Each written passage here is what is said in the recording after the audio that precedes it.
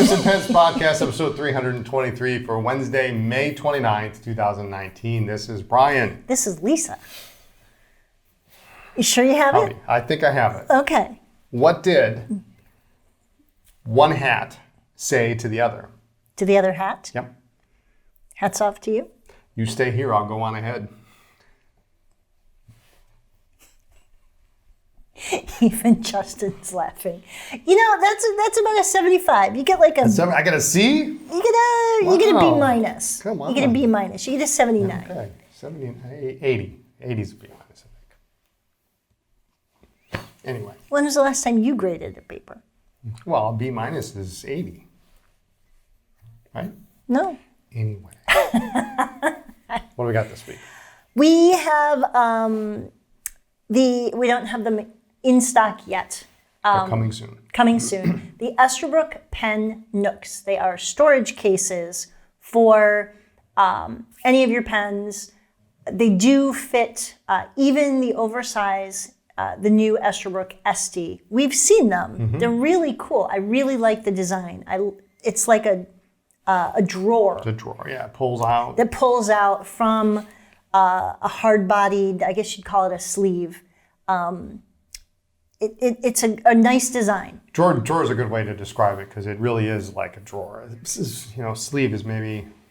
Well, I don't want people to be confused that it's, sleeves are typically, stitched on the edge. Right. And they do make a single sleeve. They make a single pen sleeve in your typical pen sleeve storage concept. But all the rest of them have an outer box with a drawer. Yeah. With pretty generous slots for the pens, and nice little fabric in the inside. Kind of a tan saddle-y color on the outside. Contrast stitching. Yeah. 1, 2, 3, 6, and 12. Is there 2? Yes. Yes. 1, 2, 3, 6, and 12. Yep. I do like the 12. Yeah, it's nice. I like that it's thin, too. It's not big and bulky. It's really pretty sleek. So they've done a really nice job, I think, with those. So those are coming soon. Yes. Available for pre-order now. What else? But anyway, keeping on topic of Esterbrook. Yes. Nibs. So yes. We talk about these once in a while. And recently we discovered, unearthed. That's a good word. That's like archaeology kind of. Well, that's what it is. When you're trying to find these Raiders nibs, of the Lost Ark. It is like archaeology. It is. Because they don't make them anymore. They haven't made them for decades. 50 years. Yes.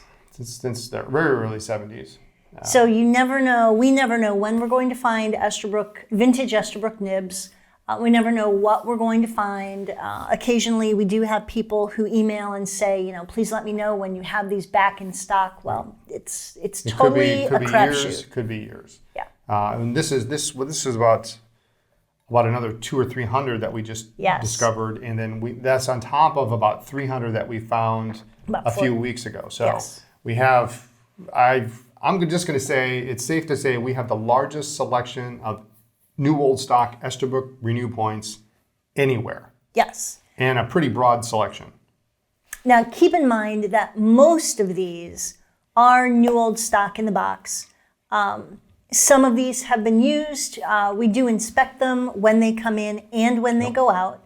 But some may have, some may not come in a box. And some may have some ink stained on the collar, but just depends. Some of the harder to find nibs or the older nibs, the 3000 series nibs, typically, we have a couple 3968s in the box, but the rest of them no box, and they may have been used, but they're still a good nib. Right. And they're hard to find. They've been cleaned, ready to go. And the other thing you should know about vintage Esterbrook nibs is especially if they're in the box, give them a good rinse or soak before you use them, because there will be decades of dust, cardboard dust, whatever still in them, or potentially could get in the feed. So give them a good rinse before you install them. Yeah, otherwise, you're just going to have all that dust being sucked into the barrel of the pen. Yeah, or in your ink. Or yes. Probably 95% have boxes. They're new old stock. Yes. I mean, when they come to us, each of them is individually wrapped, or not wrapped, but individually boxed in a little tiny box. and then they come in boxes of 12. And originally they came in a larger box of a dozen. A dozen. So, but anyway, lots of nibs, everything from stubs, obliques, flexible nibs. Get them while you can because they go fast. We can't be guaranteed we're going to have them again. So, Anyway. What else? We got some vintage that we put up last week that I thought maybe we should talk about. It's not something you see every day, not something you see on everybody's website, but we have them. This one's gorgeous. Isn't this great? Parker's 61. We've got a number of 61 sets, singles, new old stock in the box. This one's got the hang tag on it. It was $22.50 back in the day. Got the original box. So what's the difference between a 61 and a 51? I have a 51. 10. All right, I'm done. Yes. You have a 51. I have a Parker 51 in forest green. The gold cap? No, it's luster loin. Luster loin. That I got, 20 years ago. That I like a lot. But what's the difference? The difference, there's actually a little difference, and there's a lot of difference. The main difference between 51 and 61 is the filling system. Okay. 51 can either be vacuumatic, the early versions are vacuumatic, or aerometric. I have an aerometric. Which is the squeeze converter, or they called it photofill for a very short period of time. 61 is what they call capillary. And so the big deal with 61 is you didn't have to go through all this song and dance to fill your pen. Literally, you pull the cap off, you remove the barrel, and there's this gray little thing here on the end, and you just literally dunk this into ink. You don't squeeze anything, you don't push anything, you don't do anything, you just put it in ink, you wait 20 seconds, you pull it off. This has got a coating on it that's supposed to repel the ink, you wipe it off. So how does it fill? That's how it fills. It just sucks it up? It's capillary action. It sucks it up. Okay. So the first time you use it, you may have to, get some ink. I give it a little shake until I get the ink moving. But then was that what was all over the floor? Yes, that was all over the floor. But that's it. That's all there is to it. There's nothing to break. There's nothing to squeeze. Well, how do you clean it? So, we can talk about that in a bit. Oh, it's red. It is red. So red means, there's two ways to identify a brand new 61. Brand new meaning unused. Unused. They don't make them anymore, so it's not brand new. It's new old stock. It's new old stock. All right. And so you can see the cap, the material inside the filling unit here. Okay. And if it's red or white, it's never been inked. Typically, you're going to see them. They're always going to be black because somebody inked them up. You just put it in there and it just wicks it up. It wicks it up, exactly. Okay. And it has a little bit different clutch mechanism. It has this arrow on the hood, which can fall off if you put it into an ultrasonic. I especially like the caps because the arrow, the clip is a little bit longer than a 51. Does that work better on a man's pocket? I think so. It goes in there real nice. And it's also a double jewel. So there's a jewel on the bottom, there's slightly more taper to the barrel. It's really an elegant pen. And this one especially with the gold fill cap. That is pretty. This is great. It's really I love this one.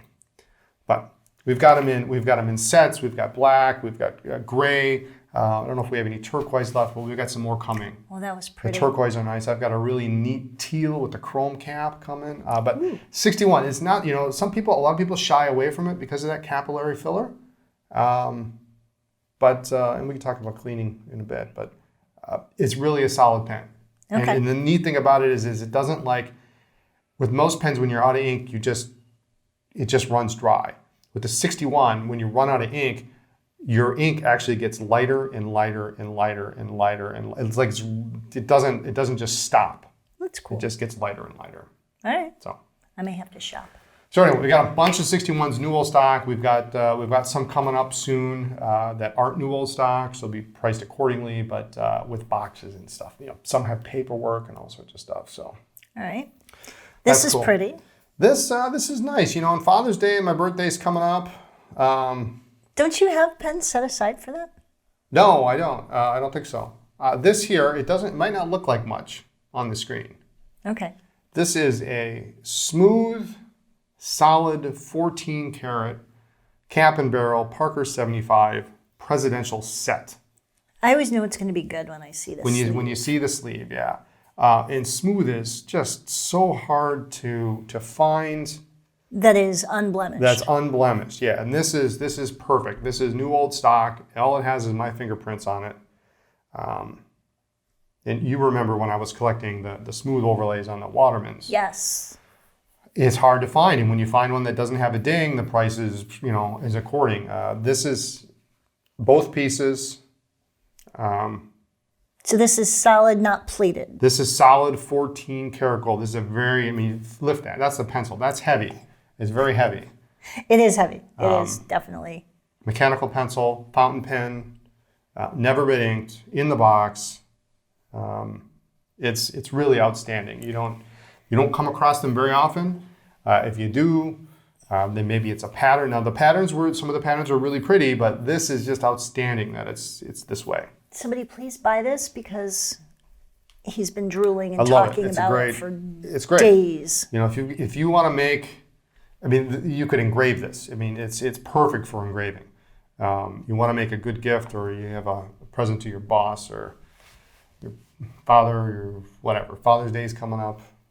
Dads and grads. I'm not giving that to my boss. Yeah, no this is a super, super set. People, please help me out. I love it. Help me out. Seriously. I'm not going to keep it. Okay, I have witnesses. I have other things I want. Oh, God. So, all right, and moving on. All right, moving on. Along with Parker, this is pretty cool. And somebody is going to want this right away. I know it. We just put this up.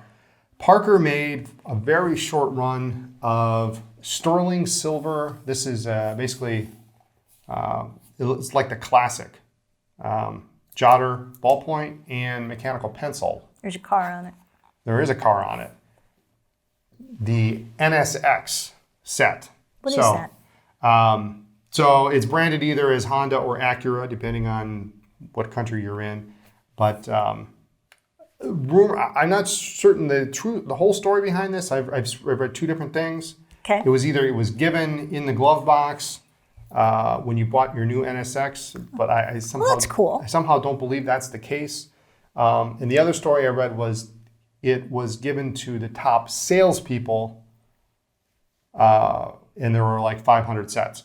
Okay. But because I didn't get anything when I bought my Saturn. Yeah, well, you got people to clap. I did. That was so cool. I got to drive my car right off the showroom floor. They just said, "Here's the keys. Get the heck out." They opened up. It was so cool. Yeah, I was disappointed. But I did not get a pen when I bought my car. Well, these are cool, and they're different from your other sterling ballpoints that you see because the lines are very distinct. It's got the red NSX lettering on the cap. It's got the longer arrow. This is like the classic. Yeah, the classic's got that nice arrow on it. But real nice set. And you have not polished these to retain the patina. You can polish them. I just keep the patina on there if it'll come back, but some people really, really love the patina on sterling and gold. We should take a poll. Raise your hand. How many people polish your pens? How many people like the patina? On precious metals. Yeah. Yeah, because you can polish plastic all day. It's no big deal. But some people really love this dark patina that you get on here. I like a polished pen. So anyway, NSX set. Say that 10 times fast. No. It's pretty cool. NSX. Or and it's new in the box. It's got the NSX on there. And then what's interesting is the inside of the box. Now there were a couple of different versions of the box. The inside of the box actually has the. Oh. That's cool. The car, it's almost as if they laser engraved the box and then put it in the cardboard box because it's burned in the top of the box. That's funky. So this is the top of the box, just a plain box. I know they made a version that had the NSX logo on the box, but that's cool. This is not that. So anyway, cool NSX set. All right, so. Getting back to my question, how do you clean a Parker 61? And for the folks at home, I will confess, I can, and I have cleaned my own pens, but often if he's cleaning pens, I'll just kind of add a couple of mine to his pile of pens to clean. You've got pen flush, you've got water, you've got, what else? What should you do? What shouldn't you do? Well, for 61, let's cover 61, 61. Since we've got this here. It's a little intimidating at first because, you don't have the conventional method of being able to squeeze something, turn something, throw this into the ultrasonic. Because like I say, putting this in the ultrasonic, this arrow can come loose and fall off. And you'll see that on 61s. If you find them in the wild, sometimes there's no arrow there. Your only solution is to find another one that has a cracked hood or something and replace it and then glue it in place. So you got to be careful with an ultrasonic. So the best thing to do is to take a bulb syringe and cut off the end. And what I did is...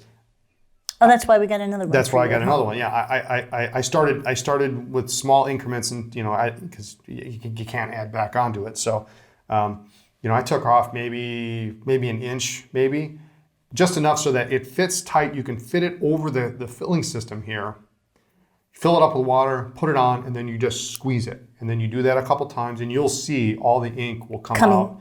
It comes out, yeah. And you want to do it this way. You don't want to put it over this and try to push it up the back, because then if you have anything that's gunked up underneath the hood, it'll push it It'll out. push it back, and then it'll be a disaster. So we're going to put it on the filling system and squish, and then I pull it off, and then I fill it up, put it back on, and squish. And usually 2 or 3 times of that, we'll get it pretty clean. And if it was cleaned at one point, then it's going to be easier the next time you do it.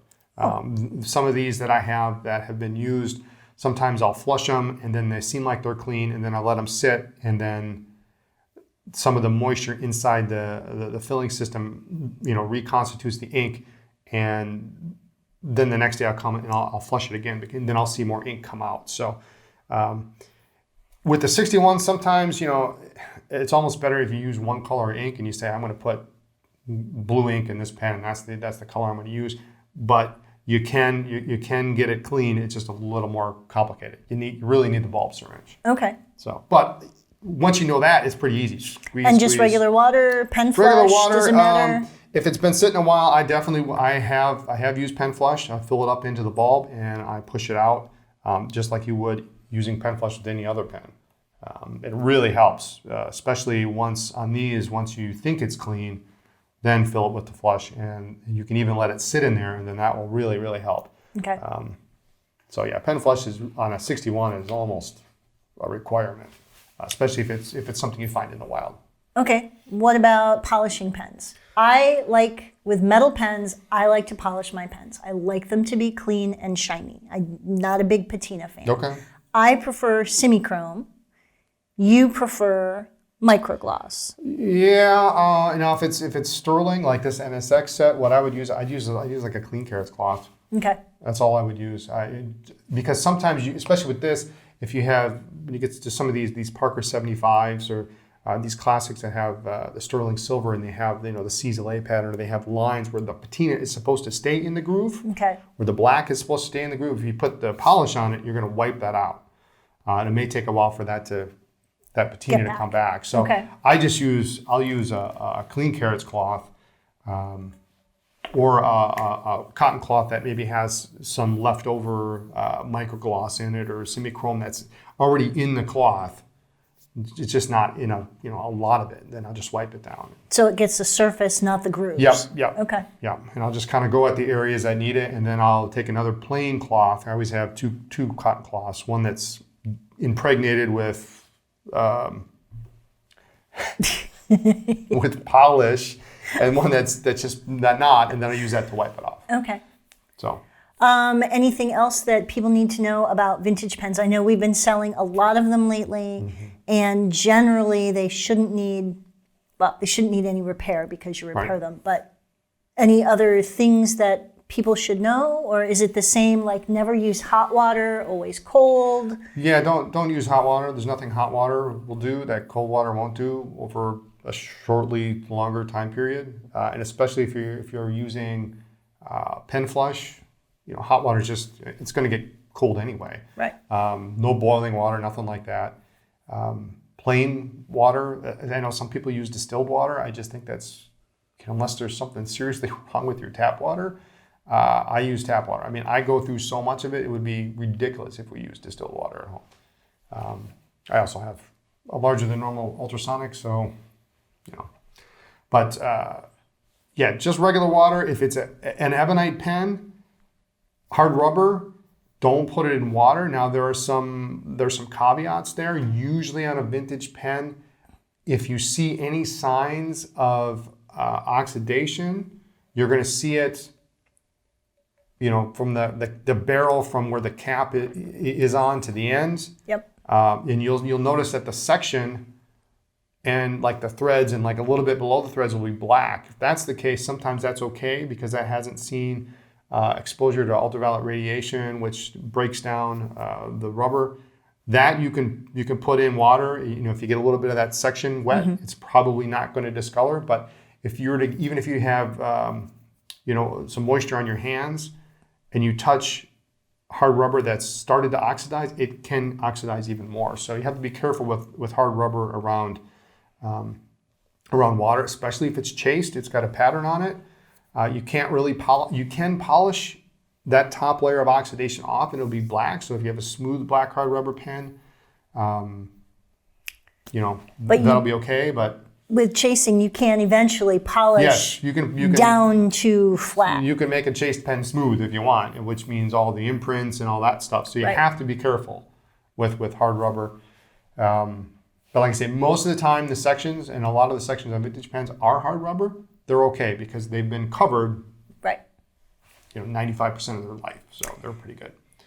The other thing, since we've been selling a lot of Esterbrook's and talking about Esterbrook's, with lever filling pens in general, always be gentle when trying to see whether or not the sack is good. Don't just grab the lever and just ratchet up, because if the sack inside is hardened or ossified, you can either break the lever, break the entire lever box. You can cause a lot more damage. So just be very gentle and go cautiously to see how far up it'll go. Yeah, my general rule of thumb is if I haven't restored it or I bought it from somebody who, if I know the person I bought it from restored it and I'm familiar with them, I'm okay with it. Otherwise, just automatically assume that any lever filler is going to need to be restored. And that really applies to any vintage pen. Sometimes I'll be very cautious if I haven't used a particular lever filler, and I will do that. I'll be very careful. I know I restored it. Sacks do go bad. But what can happen, the biggest problem is on Waterman, Eclipse, anything with the lever box. And the way that's set up is there's a pin that goes through the lever and the lever box, and then the lever box just sits inside. It's a one-piece unit, sits inside the barrel. And then there are tabs that hold it in place. So what happens is if the sack gets hard and you lift the lever has nowhere to go because the sack is so hard, it's pushing back on the lever, which means the pressure point is where the pin is, and it starts to crack and break, and it lifts up at that point. And you'll see that on Waterman all the time.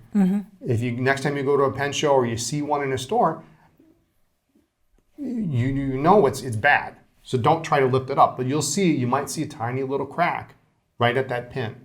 And replacing that lever box is very, very challenging. It's going to be expensive because you have to find the right lever box. You got to steal it from another pen. You got to hope the tabs don't break when you bend them down.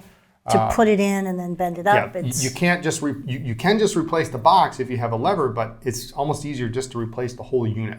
Right. And you'll find them at pen shows and online in parts lots as a box with the lever.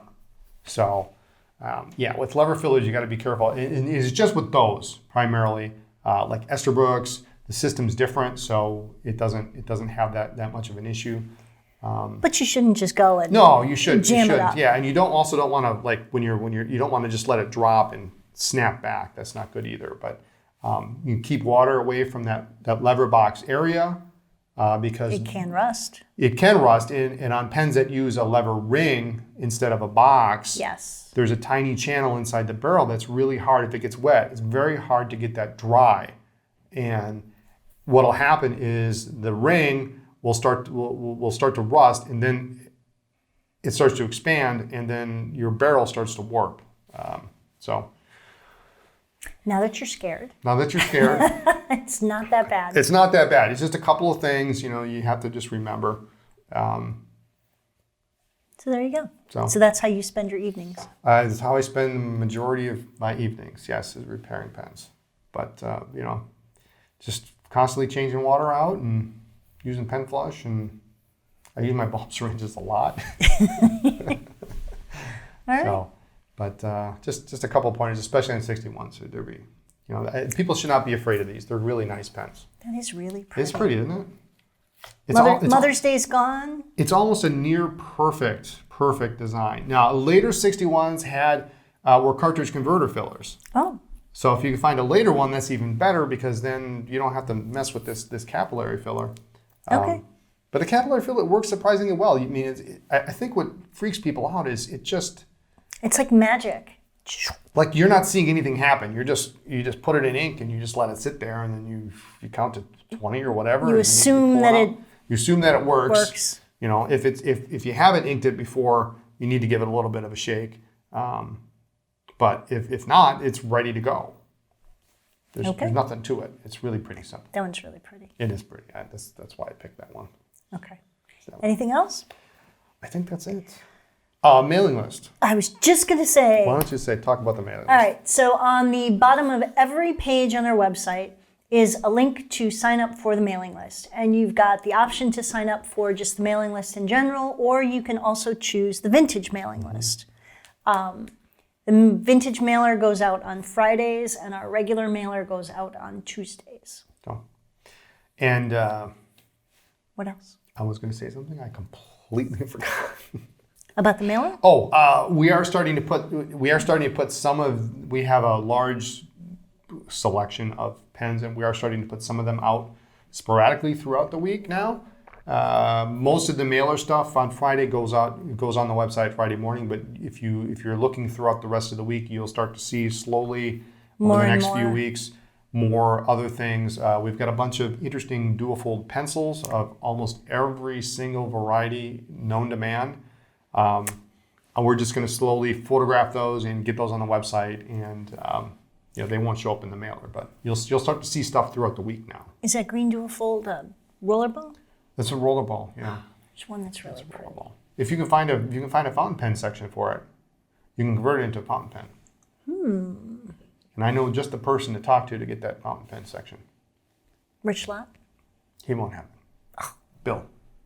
Oh. Bill will have it. Oh. So. It's cool. It's pretty. Anyway. I think that's it. Thanks for joining us. Tune in next week for more talk about pens, ink, and paper. And watch Brian regale everyone with tales of whatever he's fixed in the next week.